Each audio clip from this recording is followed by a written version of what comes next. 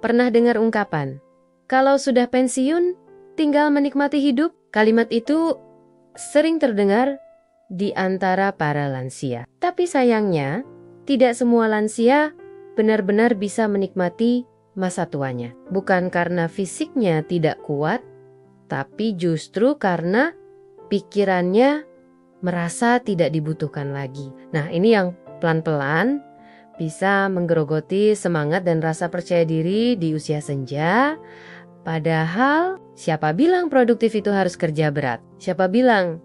Jadi produktif itu harus ke kantor dari pagi sampai sore. Produktif itu bukan soal fisik, tapi soal makna. Soal bagaimana hari-hari dijalani dengan rasa senang, semangat, dan punya tujuan yang jelas. Mari kita ubah cara pandang kita hari ini. Bahwa menjadi lansia bukan berarti selesai. Justru ini adalah babak baru yang bisa penuh warna dan tetap berharga. Anda tidak perlu mengangkat beban berat, tidak perlu berlari mengejar deadline, dan tidak harus bersaing dengan generasi muda. Anda hanya perlu melakukan hal-hal yang bermakna, yang membuat Anda merasa hidup, dibutuhkan, dan tetap terhubung dengan dunia. Misalnya, bayangkan seorang kakek yang setiap pagi mengisi waktunya dengan menyiram tanaman, memberi makan burung di halaman, lalu duduk sambil membaca koran dan menulis catatan harian. Kelihatannya sepele, tidak juga, karena saat dia menyiram tanaman, dia sedang menjaga kehidupan. Saat dia menulis di buku catatan, dia sedang berbagi kebijaksanaan. Ini semua adalah bentuk produktivitas yang sederhana tapi punya arti. Produktif di usia tua tidak diukur dari berapa banyak uang yang didapat, tapi dari seberapa besar dampak positif yang kita ciptakan, meski hanya dari rumah. Dan menariknya, semakin kita merasa produktif, semakin sehat pikiran dan hati kita. Banyak penelitian yang menunjukkan bahwa lansia yang tetap aktif secara mental dan emosional cenderung lebih sehat secara fisik, lebih jarang stres, dan lebih lama bahagia. Nah, di segmen ini, mari kita tanamkan dulu pondasi berpikir yang benar. Bahwa produktivitas lansia itu bukan kerja berat, tapi kerja hati. Ini tentang melakukan hal-hal kecil yang bikin hati hangat, pikiran tenang, dan tubuh tetap bergerak dengan santai. Jadi yuk kita gali satu persatu kegiatan ringan tapi bermakna yang bisa bikin hari-hari lansia terasa lebih hidup dan menyenangkan. Siap? Di segmen berikutnya kita akan bahas aktivitas ringan yang bisa dilakukan dari rumah tapi tetap punya dampak positif dan bikin semangat hidup meningkat. Karena ternyata kunci bahagia di usia senja itu bukan pada apa yang kita miliki, tapi apa yang kita lakukan dengan hati. Sekarang kita masuk ke bagian yang paling ditunggu. Aktivitas apa saja sih yang bisa dilakukan oleh para lansia dari rumah? Tanpa harus kerja berat, tapi tetap terasa produktif dan bermanfaat? Jawabannya ternyata banyak. Bahkan bisa disesuaikan dengan hobi, minat, dan kondisi tubuh masing-masing. Yuk kita bahas satu persatu. Pertama, merawat tanaman di halaman atau pot. Bagi sebagian lansia, berkebun bukan cuma soal tanah dan tanaman.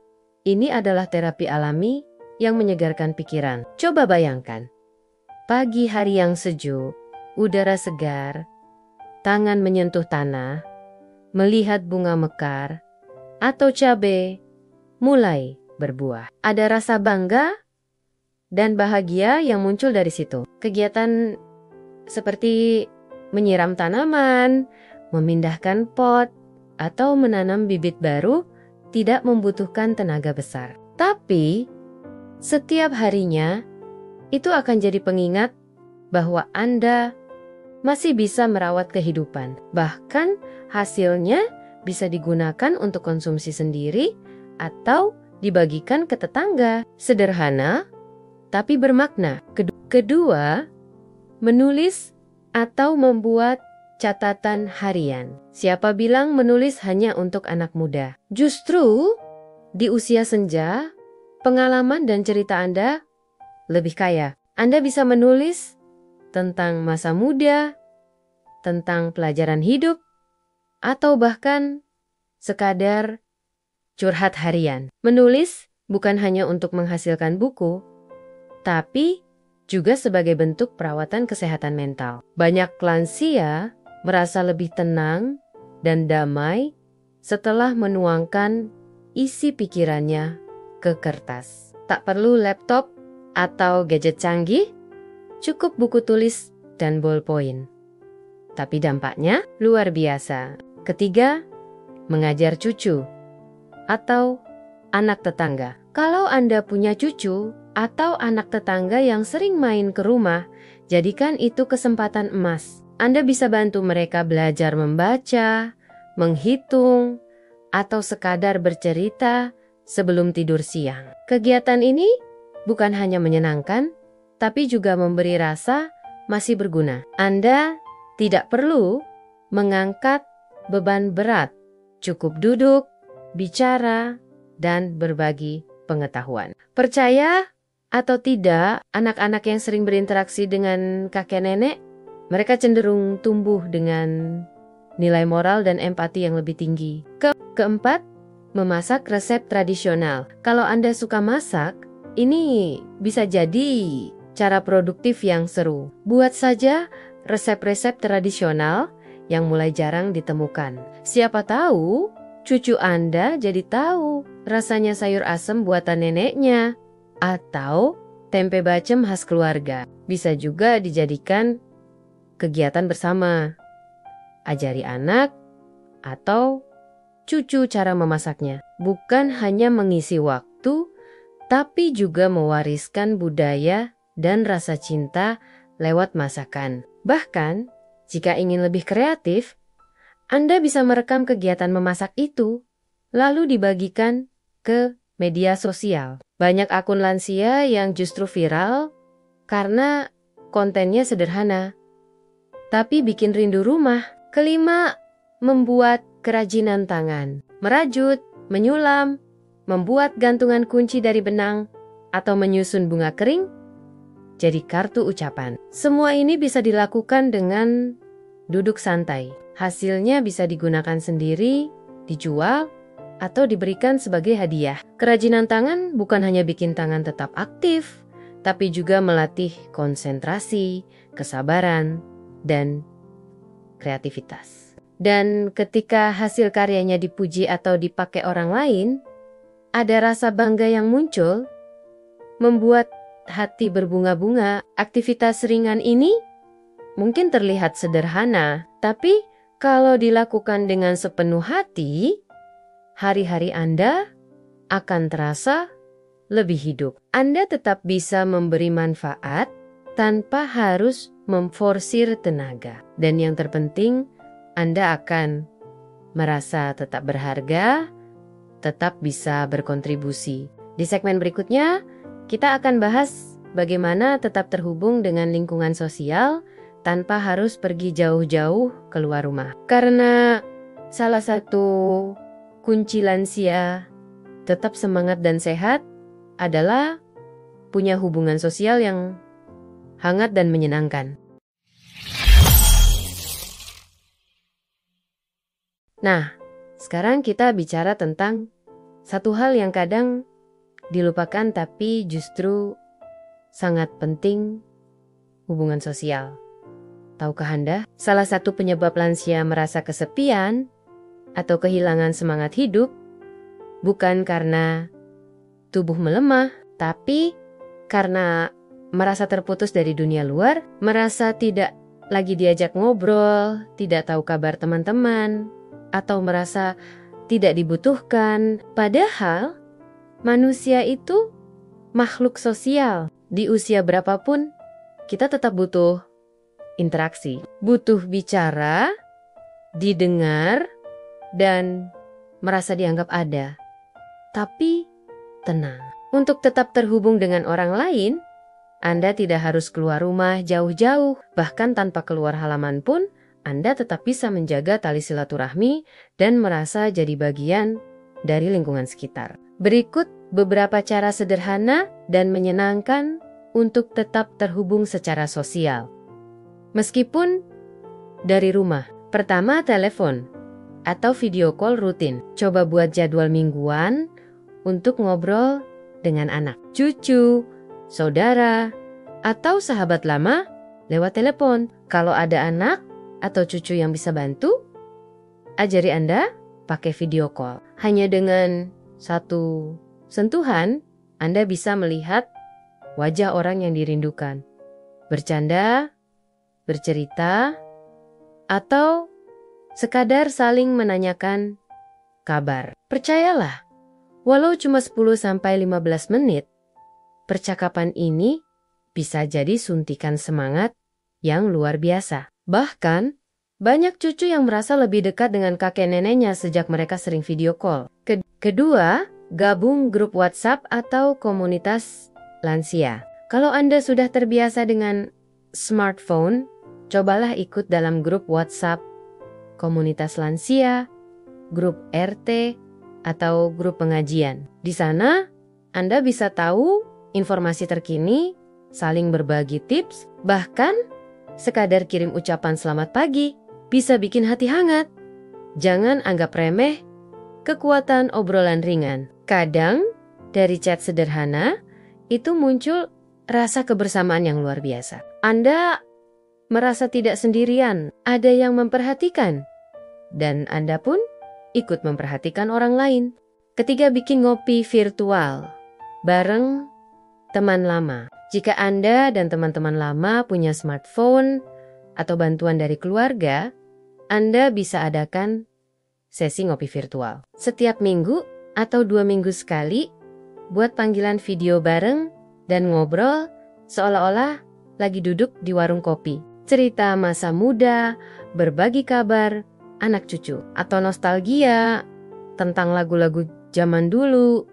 Semua itu bisa jadi terapi batin yang luar biasa. Kadang, tawa dan canda kecil dari obrolan santai lebih menyembuhkan daripada obat. Keempat, menjadi pendengar yang baik. Seringkali kita merasa harus banyak bicara agar dianggap aktif. Padahal, menjadi pendengar yang baik juga adalah bentuk kontribusi sosial yang besar. Misalnya, ketika anak atau cucu bercerita tentang masalahnya, cukup dengarkan dengan sabar. Mungkin mereka tidak butuh solusi, hanya butuh didengarkan. Dari situ, Anda bisa menjadi tempat yang aman, pelindung secara emosional, dan menjadi sosok yang dicari saat mereka merasa lelah. Ini membuat Anda tetap merasa dibutuhkan, meski tidak melakukan banyak hal secara fisik. Kelima, berbagi makanan atau barang kecil ke tetangga. Kalau Anda masak lebih hari ini, kirim sedikit ke tetangga kanan kiri. Atau saat Anda dapat rezeki lebih, bagi sedikit ke yang membutuhkan. Tak perlu besar, tak perlu mewah, yang penting niat tulus. Kegiatan ini memperkuat hubungan sosial, bikin Anda merasa masih bisa memberi, masih bisa mempererat silaturahmi. Dan biasanya, kebaikan itu akan kembali ke Anda dalam bentuk perhatian, doa, dan rasa sayang dari sekitar. Jadi, tetap terhubung dengan dunia itu bukan soal kemana kaki melangkah, tapi kemana hati terarah. Anda bisa tetap di rumah, tapi hubungan sosial tetap terjaga. Anda tetap bisa tertawa, didengar, dan berbagi tanpa harus menguras tenaga. Karena produktif itu juga soal kehadiran emosional, bukan hanya fisik. Nah, di segmen selanjutnya, kita akan bahas bagaimana menjaga semangat hidup dan mental positif di usia senja tanpa harus memaksakan diri atau merasa harus selalu kuat. Di usia senja, menjaga tubuh itu penting. Tapi ada satu hal yang seringkali luput dari perhatian, kesehatan mental. Padahal, pikiran dan perasaan kita itu seperti akar pohon. Kalau akarnya kuat, pohonnya bisa tetap berdiri meski diterpa angin. Begitu juga dengan lansia. Kalau mentalnya kuat dan hati tetap bahagia, maka tubuh pun akan lebih mudah mengikuti. Pertanyaannya, bagaimana menjaga semangat hidup saat usia tak lagi muda? Bagaimana caranya tetap ceria, tetap semangat, bangun pagi, dan tetap merasa hidup ini penuh makna? Tenang, jawabannya tidak rumit, dan pastinya tidak menguras tenaga. Kita akan bahas cara-cara sederhana tapi menyenangkan untuk menjaga semangat dan kesehatan mental lansia tanpa harus kerja berat sedikit pun. Pertama, mulai hari dengan rutinitas ringan yang disukai. Coba bayangkan pagi hari yang tenang. Anda bangun tanpa tergesa-gesa, lalu menyeduh teh hangat atau kopi favorit. Duduk di teras, menikmati sinar matahari pagi, sambil memutar lagu-lagu lama yang membangkitkan kenangan indah. Wah, rasanya seperti liburan setiap hari. Membuat rutinitas pagi yang menyenangkan bisa membantu tubuh dan pikiran lebih siap menjalani hari. Tidak perlu panjang, cukup 15-30 menit. Bisa dengan membaca buku, menulis, menyiram tanaman, atau sekadar stretching ringan. Yang penting, rutinitas itu membuat Anda merasa punya kendali atas hari ini. Kedua, bersyukur dan menulis hal-hal positif. Salah satu rahasia kebahagiaan di usia tua adalah kemampuan untuk bersyukur. Anda tidak perlu menunggu hal besar untuk merasa bahagia. Cukup tulis 3 hal kecil yang Anda syukuri setiap hari. Misalnya, hari ini aku bisa tidur nyenyak. Cucu menelepon dan bilang rindu.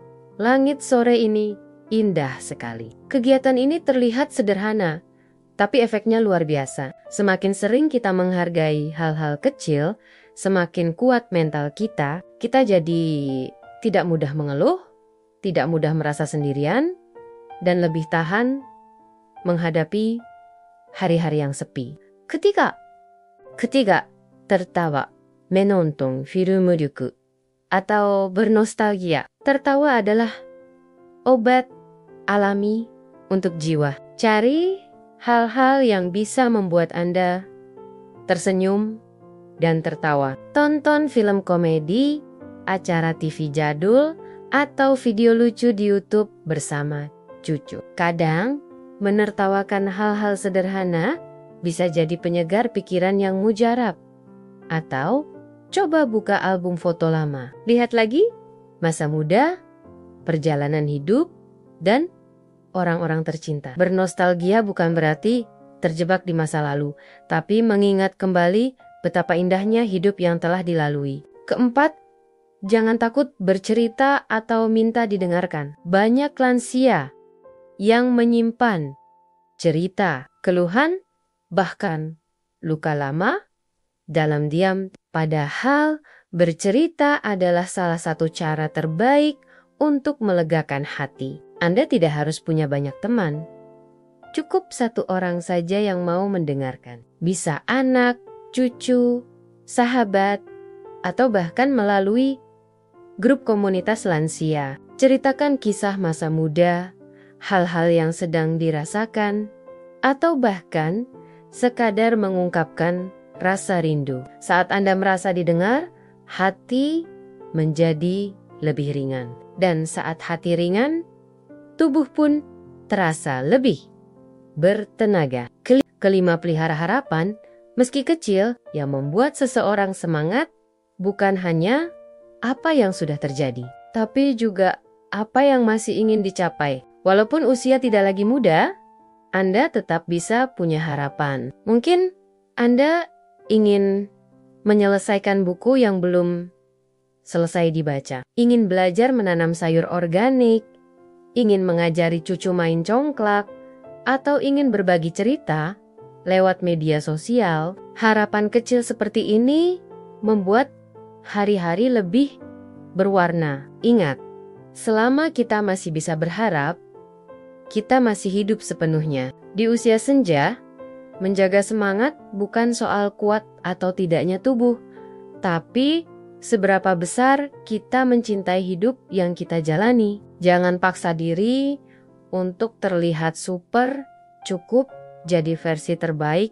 dari diri sendiri. Menjaga mental tetap sehat, hati tetap ringan, dan hidup tetap ceria bisa dilakukan tanpa harus kemana-mana atau melakukan pekerjaan berat. Cukup rawat diri, isi hari dengan hal-hal kecil yang menyenangkan, dan jaga hubungan baik dengan orang-orang tercinta. Nah, di segmen selanjutnya, kita akan bahas bagaimana membuat hobi jadi kegiatan yang menghasilkan, tanpa harus merasa seperti sedang bekerja.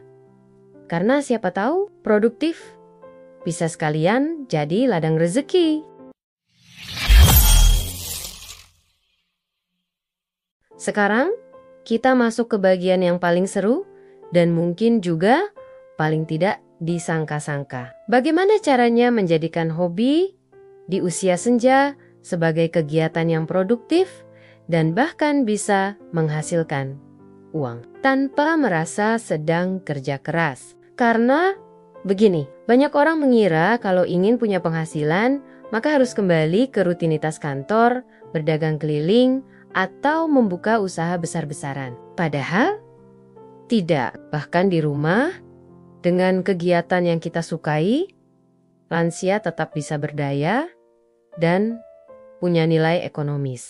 Kuncinya cuma satu, lakukan dengan cinta, nikmati prosesnya, dan biarkan hasilnya mengikuti. Mari kita lihat contoh. Contohnya, pertama, hobi merajut atau menjahit bisa jadi usaha rumahan.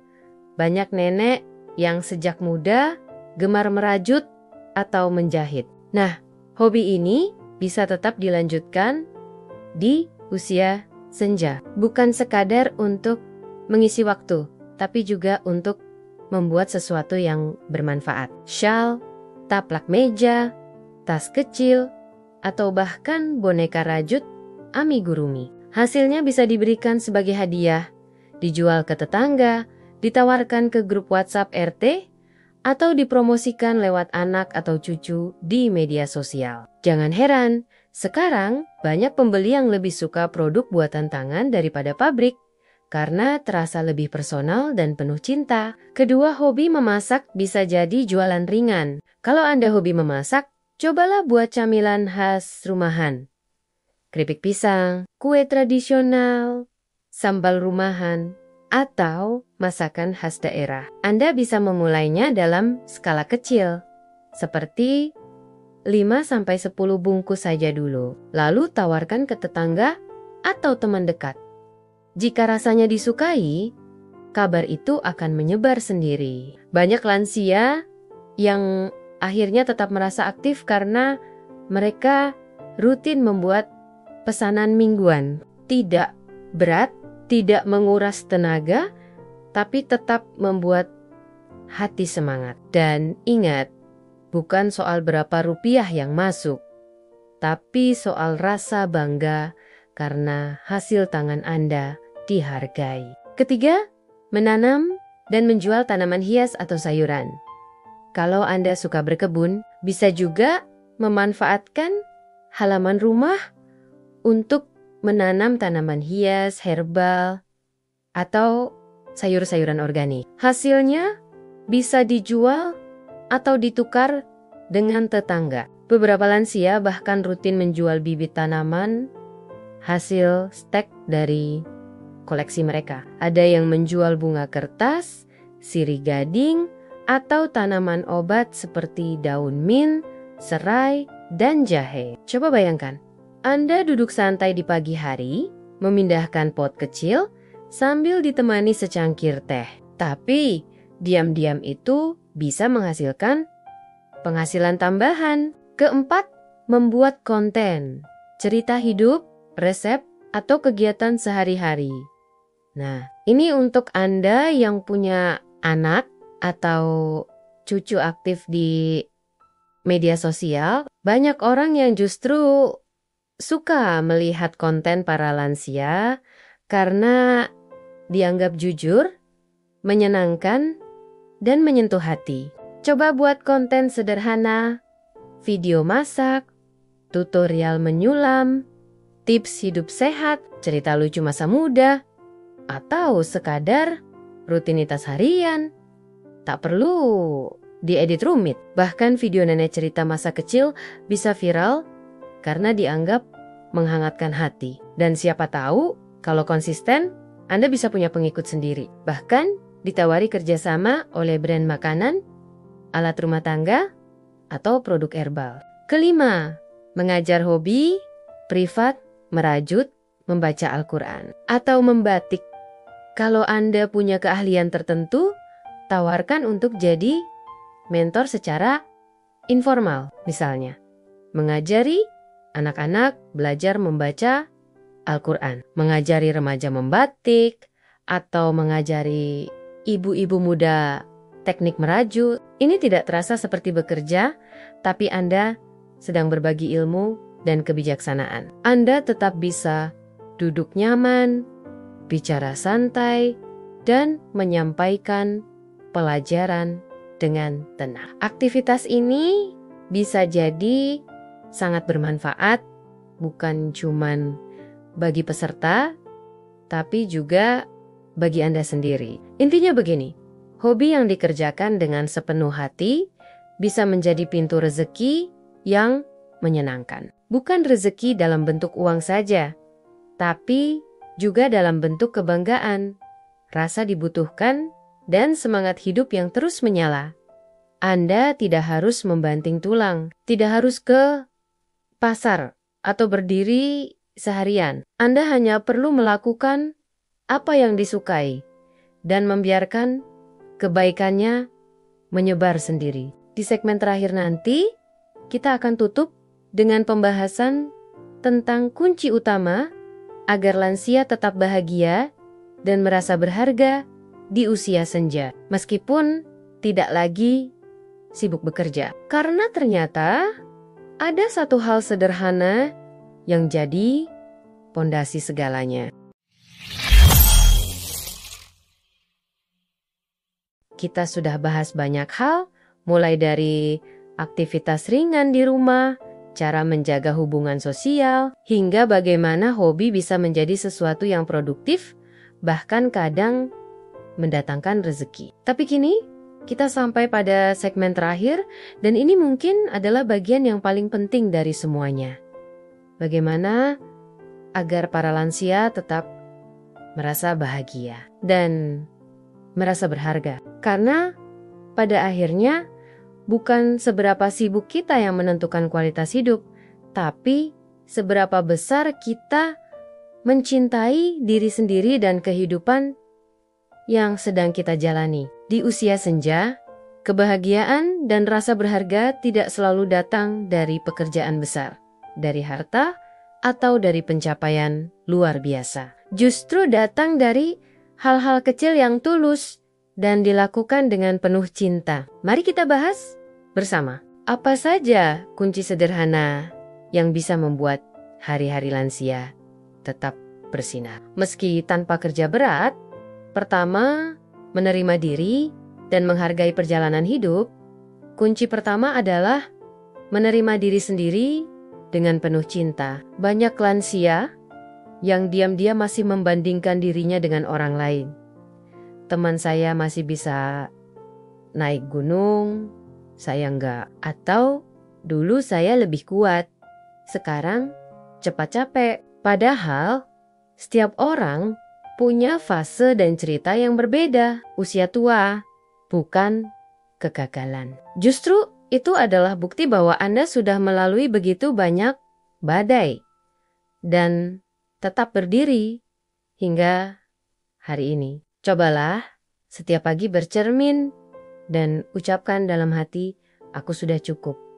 Aku berharga, aku masih bisa memberi makna. Kata-kata ini adalah doa yang bisa menumbuhkan kekuatan batin yang luar biasa. Kedua, fokus pada apa yang bisa dilakukan, bukan apa yang sudah hilang. Jangan terpaku pada hal-hal yang sudah tidak bisa lagi dilakukan. Mungkin dulu kuat angkat galon, sekarang tidak. Mungkin dulu bisa bepergian sendiri, sekarang harus ditemani. Itu semua bukan tanda kelemahan, tapi tanda perubahan alami. Lebih baik fokus pada apa yang masih bisa dilakukan dengan bahagia. Menulis, bercerita, merajut, bercocok tanam, menemani cucu tidur, atau sekadar menyajikan teh untuk suami atau istri tercinta. Dengan mengubah fokus dari apa yang hilang menjadi apa yang masih bisa, hati jadi lebih ringan dan hidup terasa tetap indah. Ketiga, berbuat baik meski kecil. Tahukah Anda, salah satu cara paling cepat untuk merasa berharga adalah dengan berbuat baik kepada orang lain. Sekecil apapun itu, memberi nasihat yang menenangkan, membantu cucu belajar, menyemangati tetangga yang sedang sedih, mendoakan orang-orang yang Anda cintai. Semua ini mungkin tampak kecil, tapi efeknya sangat besar. Bukan hanya untuk orang lain, tapi juga untuk diri sendiri. Ketika kita berbuat baik, hati kita ikut tenang. Kita merasa dibutuhkan. Kita merasa bahwa kehadiran kita masih berarti. Keempat, menghargai waktu.